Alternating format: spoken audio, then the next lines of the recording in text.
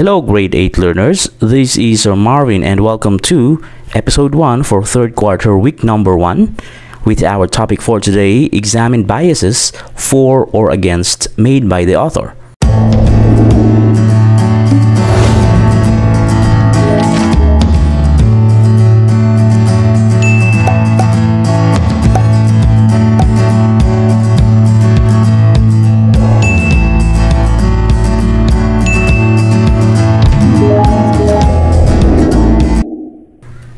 Alright, hello, welcome to third quarter and I am glad that you made it this far. Always stay positive. Let's have first the review. Directions: identify if the statement is positive or negative. Number 1, the products were shipped on time. Number 2, the products were shipped on time but had a lot of damages. Number 3, the restaurant is under renovation for its soonest better services. Number 4, the class president did not attend the meeting for he played football with his friends.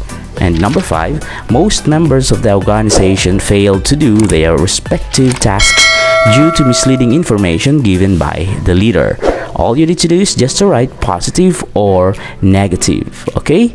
So I hope that you have already answered this. I will be checking this later on. Now, let's proceed with our topics objectives for today. A. Identify biases in author's work. B. Examine views or opinions and determine biases found. Always remember that there is learning in everything. Are you excited to learn today? Yay, I hope that you are. Okay, let's proceed. Let us play a game first. Directions: number 1, participate. Number 2, I'm going to show you some sentences and you'll have to decide if they are bluff or true. Number 3, you must say bluff or true. After that, you'll have to explain why you think they are true or bluff. And number 4, that's not necessarily a game, so nobody wins or loses anything. Don't be shy and give your opinion. Let's proceed. Are you ready? Okay, then let us play. Number 1, oranges are always yellow or orange. Is this a true or a bluff? Give me your answer. Okay, let's check. Number 1, the answer is bluff. In many countries, oranges are green even when ripe and are sold that way in shops. Some oranges are a cross between tangerines and the pomelo or Chinese grapefruit, which is light green or yellow, and were first grown in Southeast Asia. Vietnamese oranges and Thai tangerines are bright green on the outside and orange only on the inside. Number 2, the egg came first than the chicken. What's your answer? The answer number 2 is true. As the geneticist J.B.S. Hutton remarked, the most frequently asked question is, which came first, the chicken or the egg? The fact that it is still asked proves either that many people have never been taught the theory of evolution or that they don't believe it. With that in mind, the answer becomes obvious. Bird evolved from reptiles, so the first bird must have come out of an egg laid by a reptile. Number 3, the chances of a coin landing on heads are the same chances of landing on tails. It's 50-50 according to this statement. What's your answer? Is this true or bluff? Let's check. So this is bluff. It isn't 50-50. If the coin is heads up to begin with, it's more likely to land on the heads. Students at Stanford University recorded thousands of coin tosses with high-speed cameras and discovered the chances are approximately 51 to 49. It means that if you have it on heads, it will land on heads. If you have it on tail, it will land on tail. So the statement is a bluff. Number 4, a person whose mother tongue is very different from English will never lose his or her accent when moving to the United States. Is this true or bluff? Let's check. That's a super bluff. Once you are an adult, it takes longer, but it happens, especially if you're trying hard and having pronunciation classes. It doesn't matter if you were born in Pakistan, or if your English teacher is French, or if you live in Colombia. It's always possible to lose your original accent and speak English like a native speaker. Everything depends on you, according to Jeremy Harmer. Okay, and number 5, a cloud weighs like 100 elephants. Is this a true or a bluff? Let's check. So the answer is true. According to the National Center for Atmospheric Research in Boulder, Colorado, an average cloud weighs about 100 elephants, while a big storm, the clouds can weigh about 200,000 elephants. So that's 200,000 elephants. A lot of weight, right? So I hope that you have got some of the answers. Now the topic will be about how to examine biases for or against made by the author. We are going to examine biases that the author is making or have already made in specific writing or expository. Okay, so that's why you can see on the pictures the words fighting fake news, how to teach students to analyze news, and social media to get verifiable facts. Because this topic is very timely, a lot of fake news are on the social media, and you as learners should be able to distinguish which one is a fact and which one is a fake news. Okay, so let's proceed. Have you heard about fake news? How do you know what's real and what's not? How do you know the information you're getting is correct? A fact generally refers to something that is true and can be verified as such. That is, a fact is something that can be proven to be true.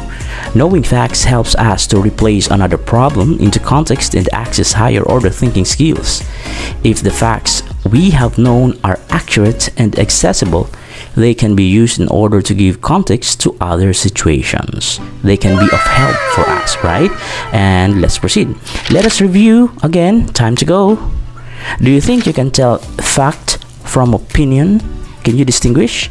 Now, let us test your skill and see how fact checkers have fought back against hoaxes and misinformation. Now, the vote is yours. Directions. Put a check if the given statement is true and an X if not. Write your answer on a separate sheet of paper. So let's proceed. Number 1. Women are wiser than men. Number 2. Most people like to vote. Write your answer now. Okay, time's up. Let's proceed with number 3. You must be 18 years old to vote.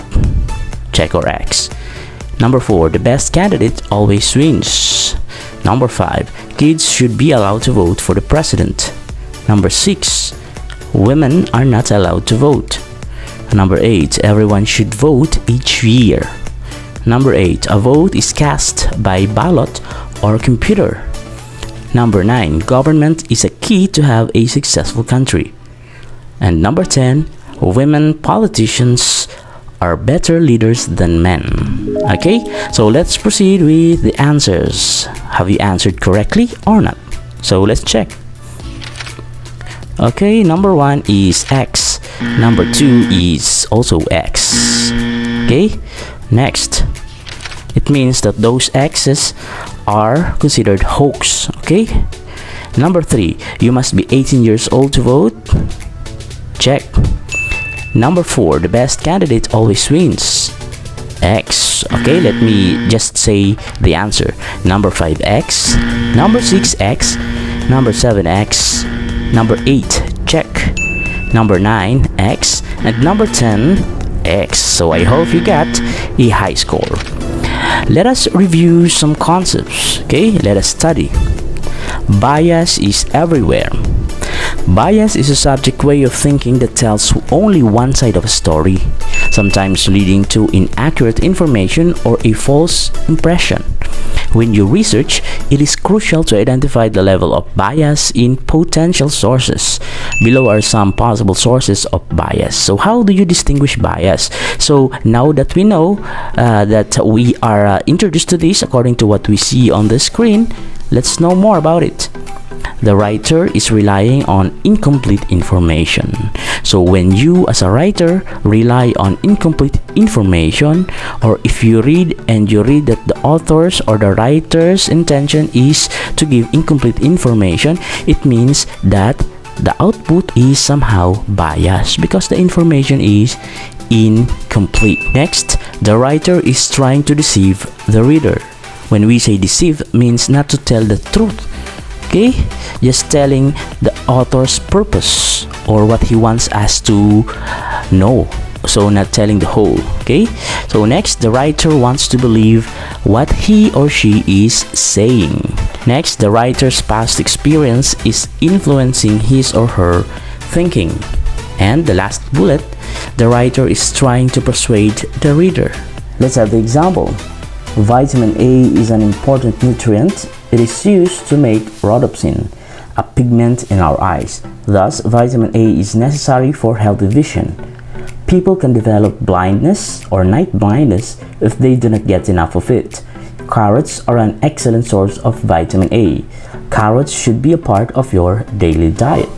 Now, in this example, we can see that there are biases. There are words that are signifying the biases of which we are going to learn about today. At first, this paragraph seems to offer good information. Would you be more skeptical if you learned that it was written by people who grow carrots commercially? How would your opinion change? Explain your answer. Okay, so let's proceed. How to determine what an author's bias is. The author may state directly some of his or her biases by telling the reader his or her opinions on certain topics or admitting that he or she has a conflict of interest or preference.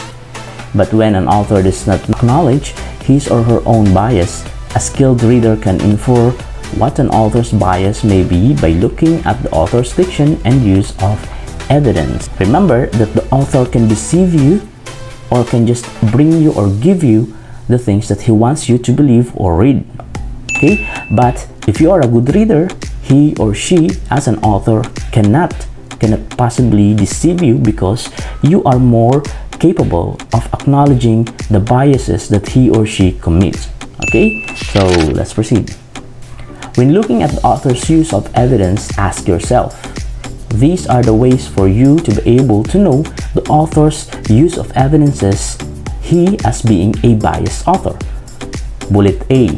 Does the author present more positive evidence for one side of an issue than the other? If yes, it means he is biased.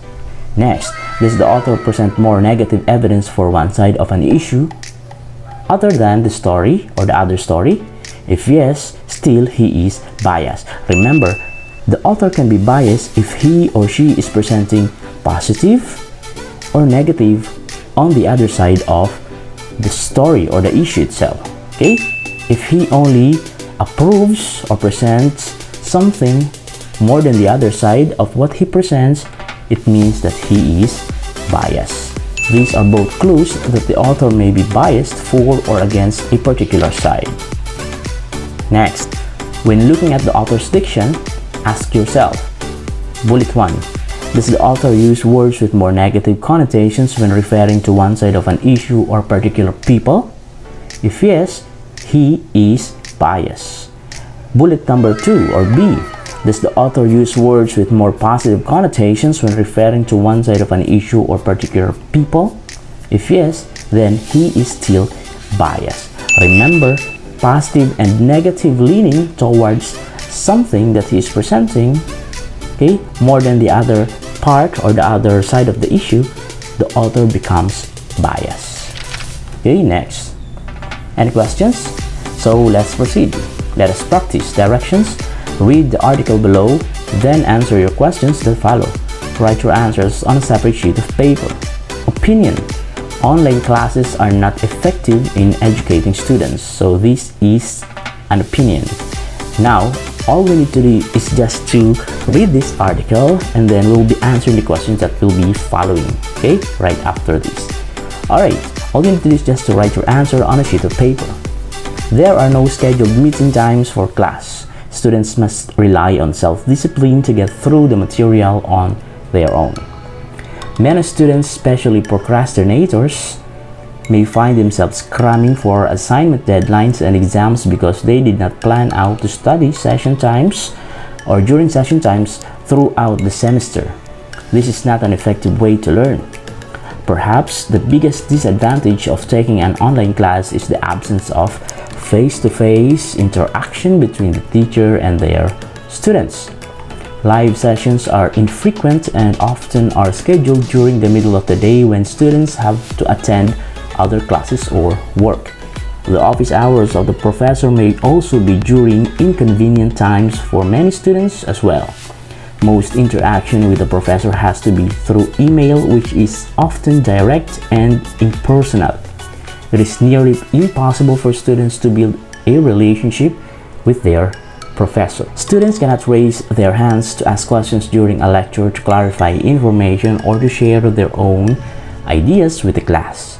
This makes it more difficult for students to understand the material and build new connections in their brain. There is also little interaction among students. It can be harder to create study groups and form relationships with their peers. Students do not have the same opportunities to make new friends or network with people in their field. Most communications are through emails, discussion chains, or group chats. Face-to-face interaction is minimal, if it is even there at all. Online classes also require either a computer or laptop and a reliable internet connection. Not all students have access to these types of resources. Whether it be for financial or other reasons, it can put them at a disadvantage to their other classmates. Offering online classes certainly helps students who would otherwise not be able to attend in-room class sessions. However, they fail to provide a genuine education with an emphasis on convenience rather than critical thinking. We need online classes to restructure themselves so students can have a learning experience that will actually provide quality education. So these are the questions. Number 1, is the author biased? How does the author become biased in this article? Answer that. Number 2, how will this article change your opinion about online classes? How, if yes, why? Or how, if not, why not?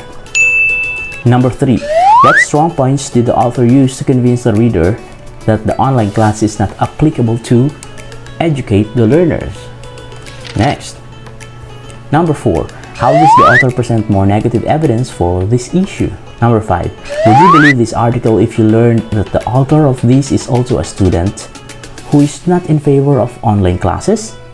Why or why not? State your answer. Next, let us practice more. I hope you answered that well. A. Directions. Authors often use bias intentionally to strengthen their views and opinions. Identify the biases in the following statements. Write your answers on a separate sheet of paper. Number 1. Vitamin A is an important nutrient. It is used to make rhodopsin, a pigment in our eyes. Thus, vitamin A is necessary for healthy vision. People can develop night blindness if they do not get enough of it. Carrots are an excellent source of vitamin A. Carrots should be a part of your daily diet.